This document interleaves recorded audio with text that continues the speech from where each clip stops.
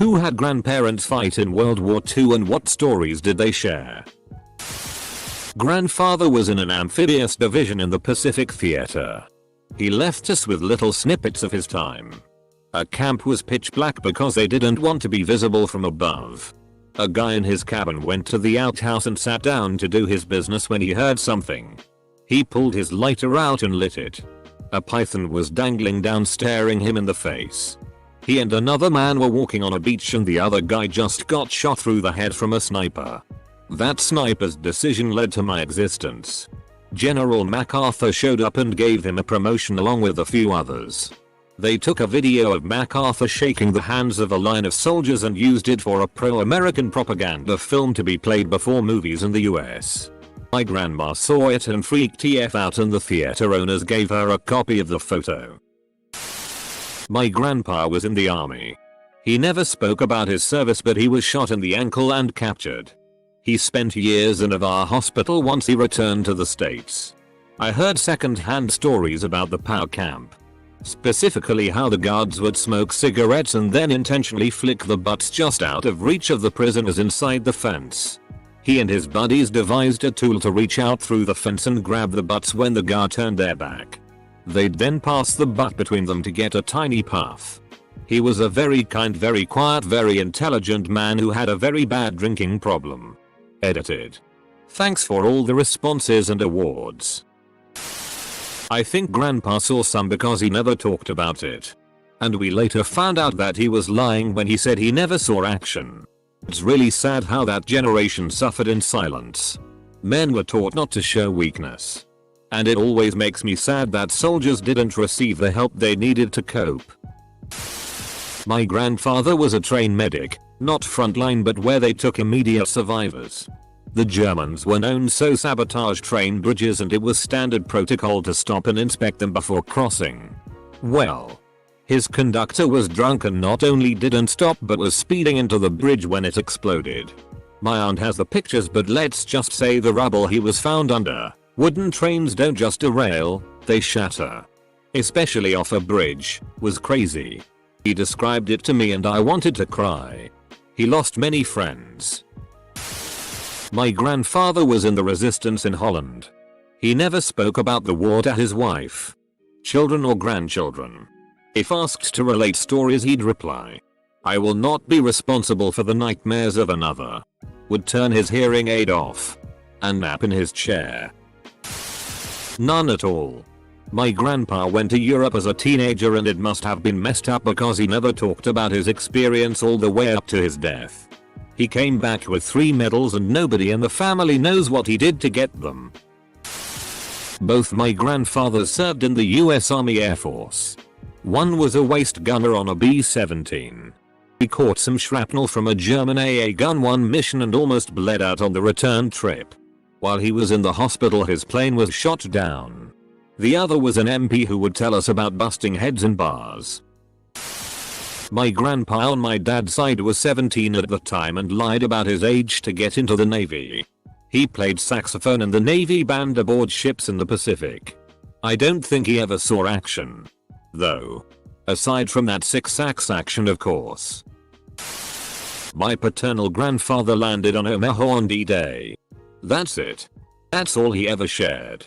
We know he spent the duration of the war in Europe. But whatever he saw or did was too much to ever tell my grandmother, dad, aunt or uncle. My granddad was in World War II in a tank destroyer unit. He never talked about it but when I got back from a trip to Paris in high school he asked if it was still all blowed up over there. And said the last time he was there it was a big old mess. Grandfather trained in Canada with British officers before flying to Britain. And to Italy. Was almost killed when his jeep drove off a cliff to avoid capture by Nazis. Was taken back to Britain to heal. Looked up the family of an officer he knew. Officer's sister became my grandmother. Grandfather was a US sniper in the Pacific. One of the best stories was of a cocky officer who showed up and lined all the infantry up on the beach to tell them there were a bunch of pansies and he was going to whip them into shape. These men had been seeing hand-to-hand combat for months. The officer finally said, "If there's a man on this beach that thinks he can whip my ass, Take one step forward. Every man took a step forward immediately. The officer didn't say much after that. My Austrian grandfather was drafted into the Wehrmacht and his unit was integrated into the SS in 1944. He was wounded in January 45 in the Battle of the Bulge whilst carrying out an attack on a US position. He got patched up by the Americans whilst the German officer wrote a letter home that he was missing in action. He still has the original letter. He was a prisoner of war in France from then on and had to stay until 46 or 47 as he was captured as a member of the SS and they were held longer than regular Wehrmacht soldiers. He still holds a grudge against the Nazis for stealing his youth and still has some shell or bullet fragments in his chest as far as I know.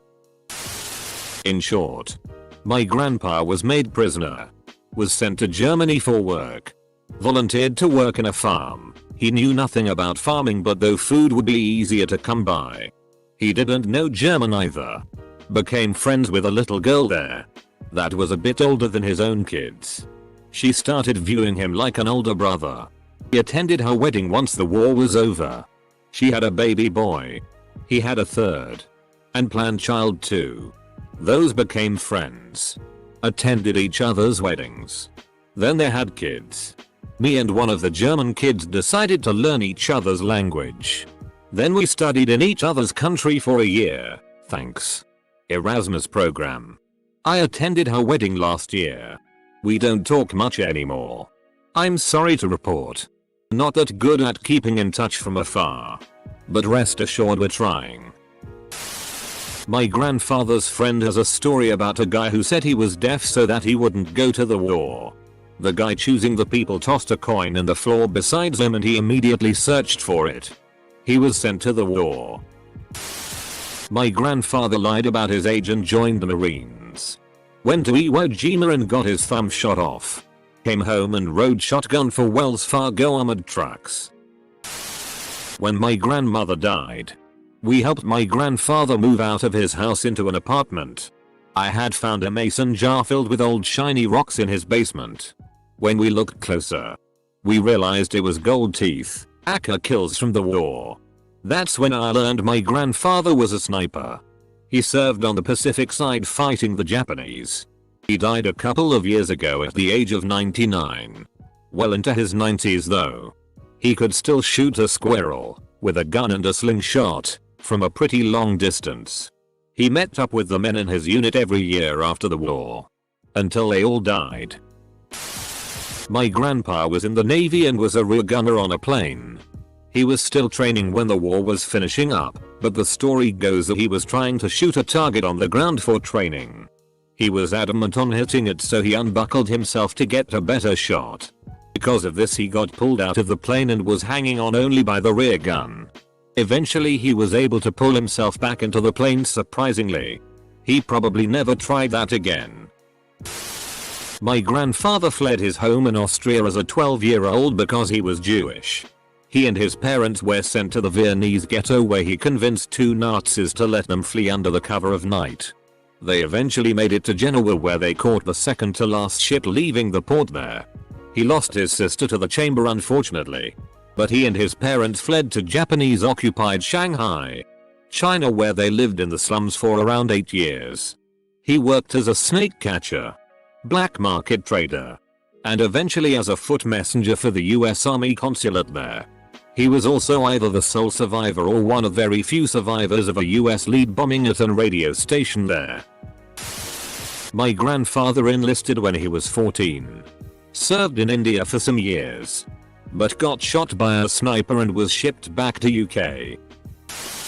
There was a bombing and a friend of my grandfather was hiding under the table but it collapsed on him, leaving him with a brain injury that would give him flashbacks from time to time where he again thought bombers are coming. To not get hit again he always started to run out of the building he was in. Once he jumped out of the second floor of a building because of it and that was it for him. My grandfather was in World War II and then was called up for Korea. He told my mom that he was in special forces and that his primary weapon was the garrote. He refused to tell her any stories. And he committed suicide. Both grandfathers. Both survived. Both only ever spoke about it to anyone on at most 2 occasions each. The only thing either of them ever said to me, as part of a larger family collective, about it was that the only thing you need to know about the war is that the people who didn't leave their corpse in the field left their soul instead. Those were the prices for coming home. Not my true grandparents but my grandma's oldest brother. He fought in the Pacific through hell and back. He went by Pearl Harbor the day after and the Arizona was still on fire. One island he landed on had so much opposition that he had to use the guys in front of him bodies as meat shields. One funny story was that everyone at the base knew he didn't drink or smoke since his father was a raging alcoholic. So his bunkmates hid their booze under his bunk whenever the officers would come by and inspect camp. I unfortunately never met him, but hearing about his stories really fueled my interest in stories from throughout modern wars. From World War I to Iraq. Edit. Damn, this blew up overnight. Not grandparents but great-grandfather. He joined Tito's partisans in 1942 and fought mainly in eastern Croatia, northern and western Bosnia and Herzegovina. He got very sick in early 1943 and almost died due to dysentery. What influenced him the most, however, was the hunger and the cold they had to endure. This led to him always stockpiling on food and firewood and always needing to be sure that everyone also stockpiled on food and firewood as much as possible. Both granddads in the Navy. Great-aunt survived a concentration camp. No one says anything. Ever. World War II was like Fight Club. Apparently. Well, my father and uncles all fought in World War II. I had 2 aunts who were also in the service. A grandfather fought in World War I. I grew up on the stories and his stories were the most upsetting.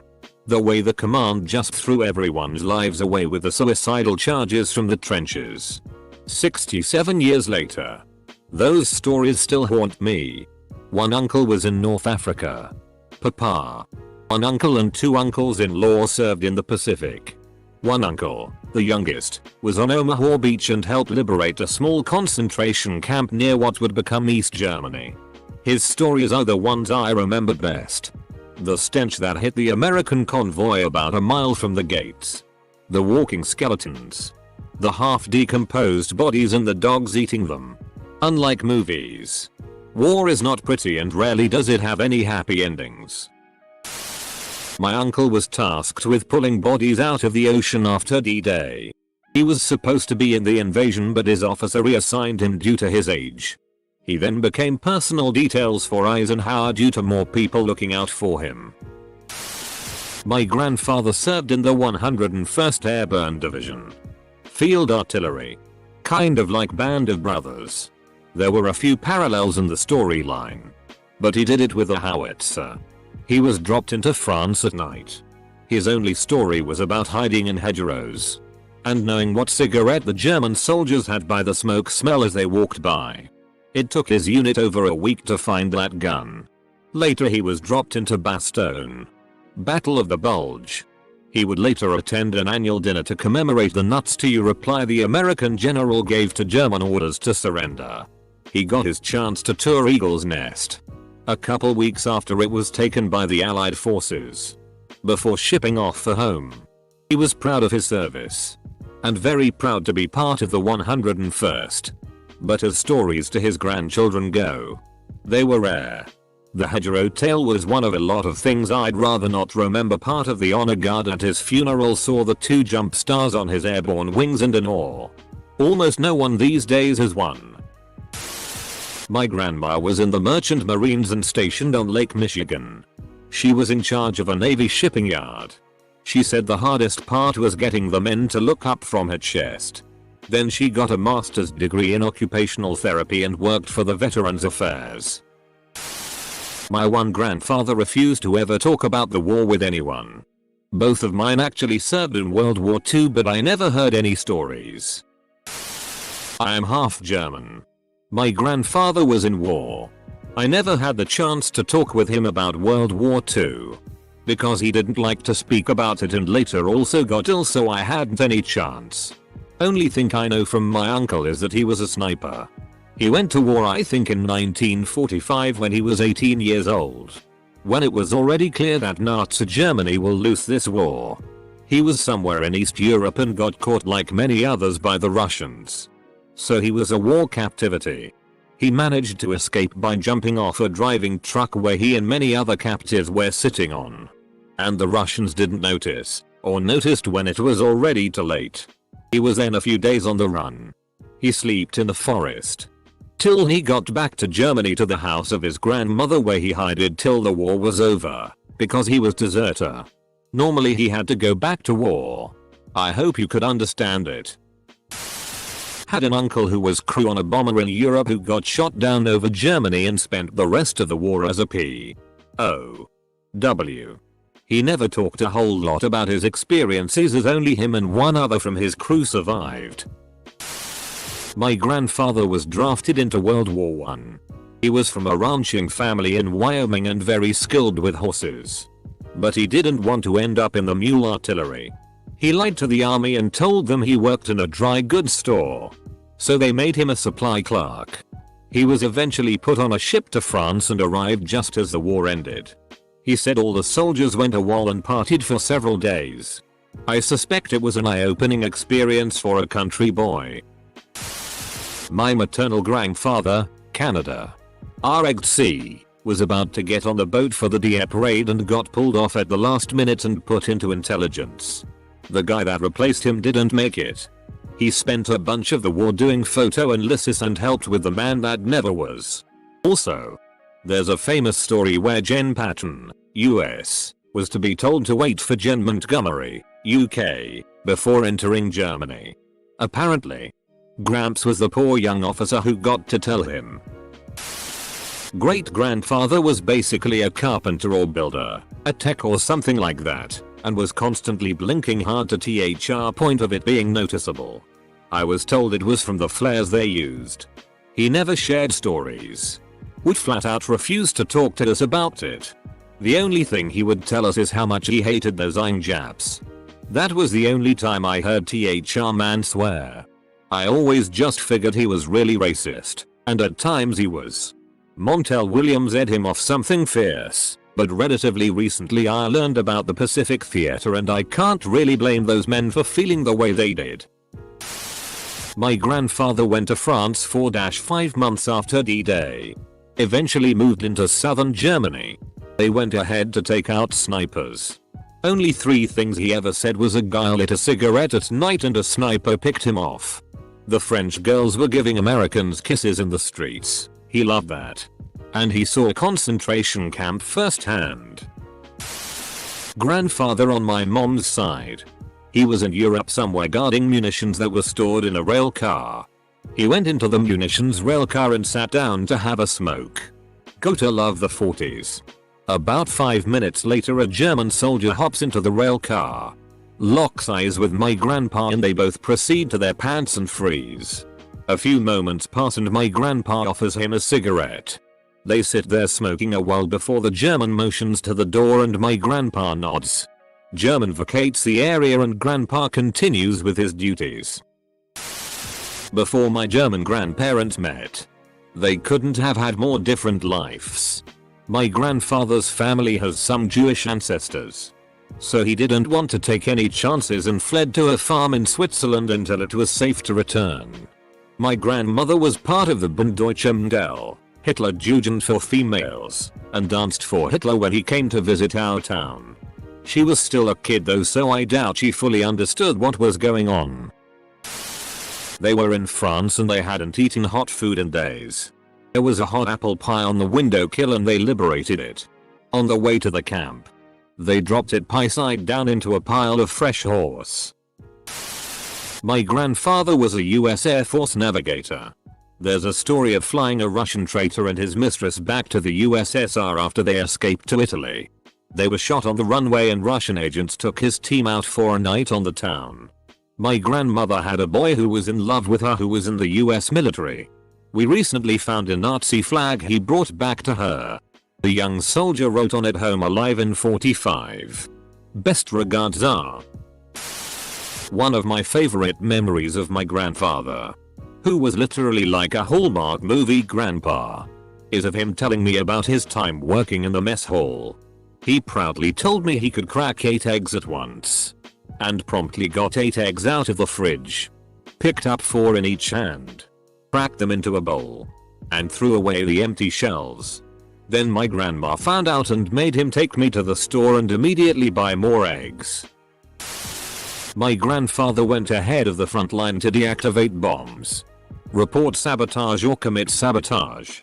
Once he had the mission to bomb the large Nazi party in France to eliminate some officials all at once. While he was setting up some charges, he made contact with the drummer of the band playing the music for the party and signaled to him what was going to happen. The band then called 5 and avoided their deaths in the explosion. That drummer went on to start the Meanle Cymbal Company and thanked my grandfather profusely for what he did years later at the Frankfurt NAMM convention. Not my grandpa, it's a story involving World War II. After the war. But my dad. He was in the Air Force stationed in the Aleutian Islands in Alaska in the mid-60s. A lot of people don't know that Japan invaded these islands and they had planes and army trucks and more on the islands not long after Pearl Harbor. Anyway, while my dad was stationed there he went on hikes on his days off in the summer and found a lot of old heels and planes from that time. I love history and World War II is my favorite, so I always found this story of his and his descriptions of the old planes and equipment fascinating. My grandfather fought for the USSR during World War II. Subsequent to the Battle of Stalingrad, Russian troops were moving towards the west. There was one area where my grandfather's unit got stuck because the Germans had secured a bridge with heavy artillery. They waited for 3 days before one of his comrades yelled, "I hope they blow my dick off," before running into German turret fire. This led to a firefight that ultimately resulted in my grandfather and his unit taking back the bridge from the Germans. In the newspapers, they misreported him as saying "Long live Stalin" as his final words instead of "I hope they blow my dick off." My grandfather was a codder talker. So, my actual grandparents don't talk too much about it and didn't fight. But, where I lived we had English egg gunners over in the week of Memorial Day. They became granddads to me. The first time we hosted them I was like 6. And boy, they told us everything we wanted to know.